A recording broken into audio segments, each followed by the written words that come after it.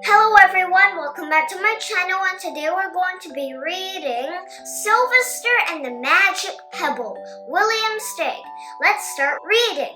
Restored Deluxe Edition, including Caldecott speech. Sylvester Duncan lived with his mother and father at an acorn road in Oatsdale.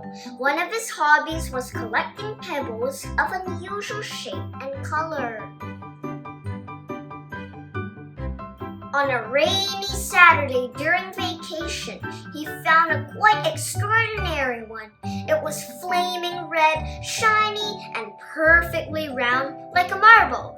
As he was studying this remarkable pebble, he began to shiver, probably from excitement, and the rain felt cold on his back. "I wish it would stop raining," he said. To his great surprise, the rain stopped. It didn't stop gradually as the rains usually do. It ceased. The drops vanished on the way down. The clouds disappeared. Everything was dry, and the sun was shining as if rain had never existed. In all his young life, Sylvester had never had a wish gratified so quickly. It struck him that magic must be at work, and he guessed that the magic must be in the remarkable-looking red pebble, where indeed it was. To make a test, he put the pebble on the ground and said, "I wish it would rain again." Nothing happened, but when he said the same thing holding the pebble in his hoof, the sky turned black. There was a lightning and a clap of thunder, and the rain came shooting down. "What a lucky day this is," thought Sylvester.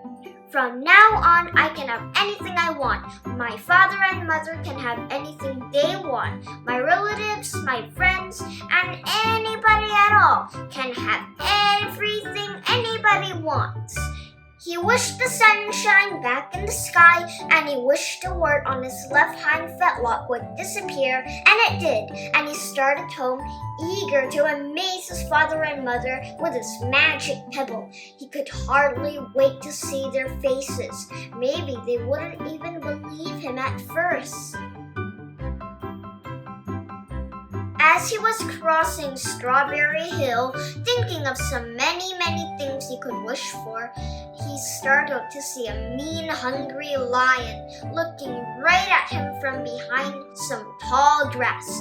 He was frightened. If he hadn't been so frightened, he could have made this lion disappear, or he could have wished himself safe at home with his father and mother.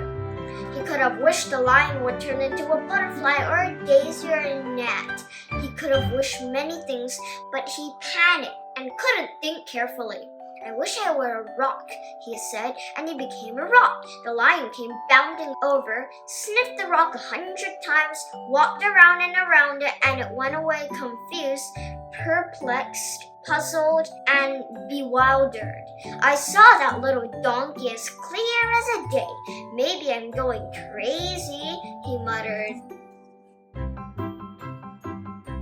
And there was Sylvester, a rock on Strawberry Hill, with the magic pebble lying right beside him on the ground, and he was unable to pick it up. "Oh, how I wish I were myself again," he thought, but nothing happened. He had to be touching the pebble to make the magic work, but there was nothing he could do about it. His thoughts began to race like mad. He was scared and worried. Being helpless, he felt hopeless. He imagined all the possibilities, and eventually he realized that his only chance of becoming himself again was for someone to find the red pebble and wish that the rock next to it would be a donkey. Someone would surely find the red pebble. It was so bright and shiny, but what on earth could make them wish that a rock were a donkey? The chance was 1 in a billion at best. Sylvester fell asleep. What else could he do? Night came with many stars. Meanwhile, back at home, Mr. and Mrs. Duncan paced the floor, frantic with worry. Sylvester had never come home later than dinner time. Where could he be? They stayed up all night wondering what had happened, expecting that Sylvester would surely turn up by morning. But he didn't, of course. Mrs. Duncan cried a lot, and Mr. Duncan did his best to soothe her. Both longed to have their dear son with them. "I will never scold Sylvester again as long as I live," said Mrs. Duncan, "no matter what he does." At dawn, they went about inquiring of all the neighbors. They talked to all the children, the puppies, the kittens, the colts, the piglets, but no one had seen Sylvester since the day before yesterday. They went to the police. The police could not find their child. All the dogs in Oatsdale went searching for him. They sniffed behind every rock and tree and blade of grass, into every nook and gully of the neighborhood and beyond, but found not a scent of him. They sniffed the rock on Strawberry Hill, but it smelled like a rock. It didn't smell like Sylvester. After a month of searching the same places over and over again and inquiring of the same animals over and over again, Mr. and Mrs. Duncan no longer knew what to do. They concluded that something dreadful must have happened and that they would probably never see their son again, though all the time he was less than a mile away. They tried their best to be happy, to go about their usual ways, but their usual ways included Sylvester, and they were always reminded of him. They were miserable. Life had no meaning for them anymore. Night followed day and day followed night over and over again. Sylvester on the hill woke up less and less often. When he was awake, he was only hopeless and unhappy. He felt he would be a rock forever and tried to get used to it. He went into an endless sleep. The days grew colder. Fall came with the leaves changing color.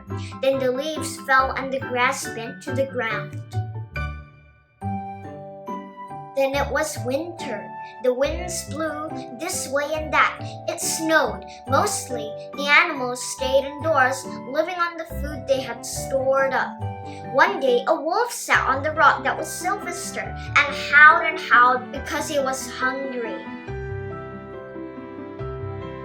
The snows melted, the earth warmed up, in the spring sun, and things budded. Leaves were on the trees again. Flowers showed their young faces. One day in May, Mr. Duncan insisted that his wife go with him on a picnic. "Let's cheer up," he said.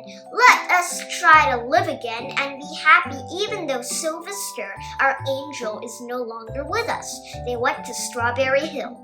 Mrs. Duncan sat down on the rock. The warmth of his own mother sitting on him woke Sylvester from his deep winter sleep. How he wanted to shout, "Mother, Father, it's me, Sylvester! I'm right here!" But he couldn't talk. He had no voice. He was stone dumb. Mr. Duncan walked aimlessly about while Mrs. Duncan set out the picnic food on the rock: alfalfa sandwiches, pickled oats, sassafras salad, Timothy compote. Suddenly, Mr. Duncan saw the red pebble. "What a fantastic pebble!" he exclaimed. Sylvester would have loved it for his collection. He put the pebble on the rock. They sat down to eat. Sylvester was now as wide awake as a donkey that was a rock could possibly be. Mrs. Duncan felt some mysterious excitement. "You know, Father," she said suddenly, "I have the strangest feeling that our dear Sylvester is still alive and not far away." I am! Sylvester wanted to shout, but he couldn't. If only he had realized that the pebble resting on his back was the magic pebble. "Oh, how I wish you were here with us on this lovely May Day, said Mrs. Duncan. Mr. Duncan looked sadly at the ground. Don't you wish it too, Father? She said. She looked at her as if to say, how can you ask such a question? Mr. and Mrs. Duncan looked at each other with great sorrow. I wish I were myself again. I wish I were my real self again, thought Sylvester. And in less than an instant, he was!